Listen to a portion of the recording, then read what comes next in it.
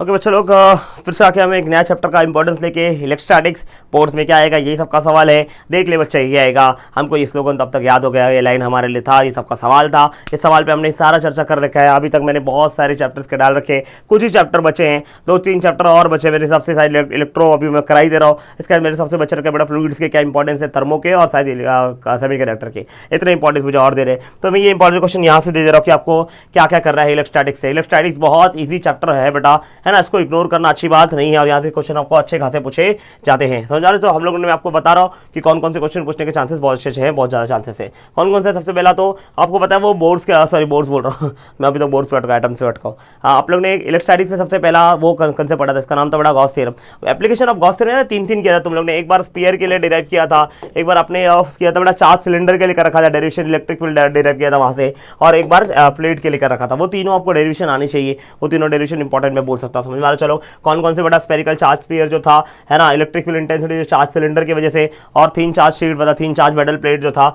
उसकी वजह से क्या आएगा, जो इलेक्ट्रिक फील्ड आता है वो तीनों आपको निकालने आना चाहिए। तीनों के तीनों किसके एप्लीकेशन है बड़ा, एप्लीकेशन ऑफ गॉस थ्योरम से आपको पता होना चाहिए। उसके बाद आपको इलेक्ट्रिक पोटेंशियल एनर्जी, है ना, इलेक्ट्रोलाइट लिख दिया था गलती से, है ना, ये आएगा इलेक्ट्रिक पोटेंशियल या electrostatic potential energy, electrostatics potential energy. Electrostatic potential energy between the 2 charges के बीच में डेरिवेशन था। अगर आपको याद होगा तो हम लोग ने फॉर्मुला ऐसा डिराइव किया था, पी का फॉर्मुला था बेटा, है ना। ये फॉर्मुला कितना था, Q1 Q2 अपॉन आया था 4πε0 आ रहा था, 4πε0 आ रहा था। याद है कि नहीं याद है बच्चा लोग? अगर आपने एक चार्ज Q1 लिया, एक चार्ज Q2 लिया, तो इनके पीछे पोटेंशियल एनर्जी हम लोग ने फॉर्मुला डिराइव किया था। ये फॉर्मुला डिराइव करना आना चाहिए। फिर आपको इलेक्ट्रिक पोटेंशियल का डेरिवेशन, V का हम लोग डेरिवेशन किया था, जिसका पोटेंशियल रहेगा वो चार्ज अपॉन नीचे कितना था, 4πε0 आ रहा था। तो ये डेरिवेशन भी हमने कर रखा था। फिर हमने एक और चीज़ किया था बड़ा, electric potential due to system of charges. बहुत सारे अगर चार्ज एक साथ आ जाए तो उसके से कितना पोटेंशियल एक्ट होता है किसी एक पर्टिकुलर पॉइंट पे, उसका एक डेरिवेशन किया था, वो भी कभी कभी पूछे जाते हैं बड़ा, है ना। फिर एक तो पूरा सिस्टम, बहुत सारे सिस्टम ऑफ चार्ज है, तो उसके वजह से पोटेंशियल एनर्जी कितना एक्ट होने वाला है किसी एक पार्ट ऑफ चार्ज पे, वो कितना होगा, वो डेरिवेशन भी आपको आना चाहिए। चलेगा। चलो फिर लिख रखा है question, derive an expression for electrostatic potential energy when electric dipole rotates in uniform electric field. याद है हम लोग ने वो डाइपोल को रोटेट करवाया था, एक प्लस क्यू चार्ज एक माइनस क्यू चार्ज था, वो डाइपोल को रोटेट करवाया था, और उस डाइपोल की वजह से जो इलेक्ट्रिक फील्ड प्रोड्यूस हुआ था, सॉरी डाइपोल की वजह से जो पोटेंशियल एनर्जी उसके अंदर जनरेट होता है, वो पोटेंशियल एनर्जी का भी हम लोग ने डेरिवेशन कर रखा था। अगर आपको याद होगा P × 1 - cos थीटा, ऐसा एक डेरिवेशन हमने कर रखा था, वो डेरिवेशन भी आपको आना चाहिए, समझ रहे। चलो तो ये सब हो जाएगा बेटा। फिर आपको कुछ थियरी क्वेश्चन, जैसे डाइलेक्ट्रिक कांस्टेंट क्या होता है, डाइलेक्ट्रिक मीडियम क्या होता है, हमने पढ़ रखा है। डाइलेक्ट्रिक मीडियम जो करंट को अलाउ नहीं करता है बट इलेक्ट्रिक फील्ड को अलाउ करता है, इसको डाइलेक्ट्रिक मीडियम, तो वो सब बेसिक थियरी आपको पता होना चाहिए। फिर कैपेसिटेंस क्या होता है, कैपेसिटेंस ऑफ द कैपेसिटर क्या होता है, डिफाइन करने के 2 मार्क्स के लिए अच्छे क्वेश्चन आपको पूछे जा सकते हैं, है नहीं यार। चलो है कि नहीं।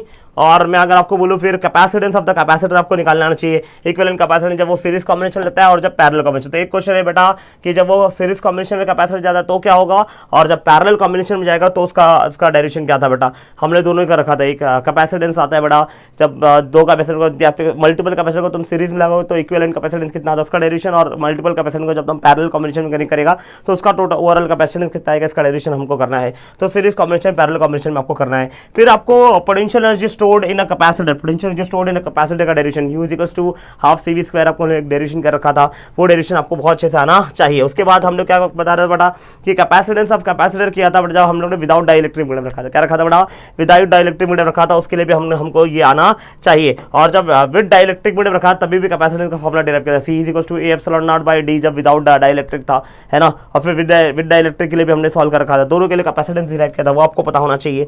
वेन डी ग्राफ जनरेटर्स क्या होता है वो आपको पता होना चाहिए। डिस्प्लेसमेंट करंट क्या होता है वो आपको पता होना चाहिए। जरा मैं इसके बाद मार्क्स भी डिस्कस कर देता हूँ, कितने मार्क्स के क्वेश्चन अगर पूछेंगे तो पूछेंगे। देखो ये जो क्वेश्चन है, फर्स्ट क्वेश्चन जो आपको है, ये तीनों क्वेश्चन 3-3 मार्क्स के लिए पूछेगा। कितने मार्क्स के लिए पूछेगा, 3-3 मार्क्स। और उसके अंदर ग्राफ भी था, वो जरा ग्राफ भी आप लोग बता देंगे तो बेटर होगा। ये तीनों क्वेश्चन 3-3 मार्क्स के लिए, है ना। ये क्वेश्चन भी 3 मार्क्स का रहेगा। पोटेंशियल पूछा तो भी ये भी कितने मार्क्स का बेटा, 3 मार्क्स का पूछेगा। ये भी पूछा तो भी कितने आएगा, 3 मार्क्स। 3 मार्क्स के लिए सारे क्वेश्चन इंपॉर्टेंट है। जरा देख ले, ये सारा क्वेश्चन 3-3 मार्क्स के लिए बच्चा, ये सारा एक भी क्वेश्चन ऐसा नहीं जो 2 मार्क्स से पूछेगा। सारा क्वेश्चन पूछा तो 3 मार्क्स में ही पूछेगा, है ना। ये क्वेश्चन आया तो 2 मार्क्स से पूछ सकता है। अब इसमें ऐसा ही पूछ सकता है, वो डाइलेक्ट्रिक मीडियम में सिर्फ नहीं पूछेगा। डाइलेक्ट्रिक मीडियम में खाली ये पूछ सकता है कि what is non polar dielectric medium या फिर what is polar dielectric medium. तो डाइलेक्ट्रिक मीडियम आपको पूरा पढ़ रखा है। तो अगर ये आपको कैसा क्वेश्चन पूछेगा डिपेंड करता है कितना पूछेगा। तो ये 2 मार्क्स के, इसका क्वेश्चन 2 मार्क्स से लेके 3 मार्क्स दोनों जा सकता है, 2 से 3 मार्क्स के लिए जैसा डिमांड रहेगा उसके हिसाब से।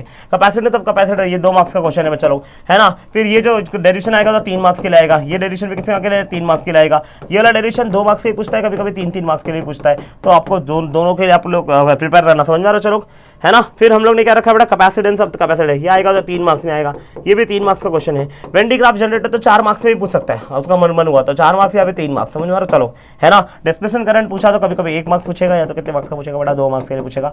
डिस्प्लेसमेंट करंट आपको खाली फॉर्मुला डिराइव बता रहेगा क्या होता है, डिस्प्लेसमेंट करंट समझाना है और फॉर्मुला बता के हटा देना है, समझ में आ रहा चलो। तो इस तरीके से मैं आपको इलेक्ट्रोस्टैटिक्स के इंपॉर्टेंट क्वेश्चन दूंगा और इसके ज़्यादा और कुछ देने वाला नहीं हूँ। अभी आपको कोई पूछे कि सर इलेक्ट्रोस्टैटिक्स में सबसे इंपॉर्टेंट क्वेश्चन कौन सा है, सबसे इंपॉर्टेंट क्या है, तो मैं आपको सबसे इंपॉर्टेंट लास्ट बता दे रहा हूँ। तो एक सबसे इंपॉर्टेंट क्वेश्चन क्या माने में कहाँ गया, ये दिख रहा है, ये derivation potential energy stored in a capacitor, सबसे इंपॉर्टेंट यही है, सबसे ज़्यादा और पूछे जाने वाले क्वेश्चन ये है। बाकी मैं तो चाहूँगा कि ये इसके अंदर आप सभी करो, कुछ भी ऐसा इग्नोर मत करो। अच्छा चैप्टर है, इजी चैप्टर है, अच्छे क्वेश्चन इससे आते हैं और स्कोर अच्छे हो जाएंगे, ठीक है चलो, है ना। तो मिलते हैं अगले लेक्चर में, तब तक के लिए टाटा बाय बाय। नेक्स्ट मैं आपको इसके जस्ट बाद अपलोड करने वाला हूँ किसका इंपॉर्टेंस, इसके जस्ट बाद मेरे हिसाब से मैं अपलोड करूँगा फ्लूइड्स का या थर्मो का, है ना। तो फ्लूइड या थर्मो का इंपॉर्टेंस आपको आने वाला है, ठीक है। मिलते हैं अगले फ्लूइड्स के इंपॉर्टेंस के साथ, समझा रहा था। तब तक ले टाटा बाय बाय, जय हिंद जय महाराष्ट्र। पढ़ते रहिए, देखते रहिए, जुड़े रहिए पांडे अकेडमी के साथ, सागर पांडे के साथ, है ना। देखते रहते पांडे अकेडमी, बाय बाय।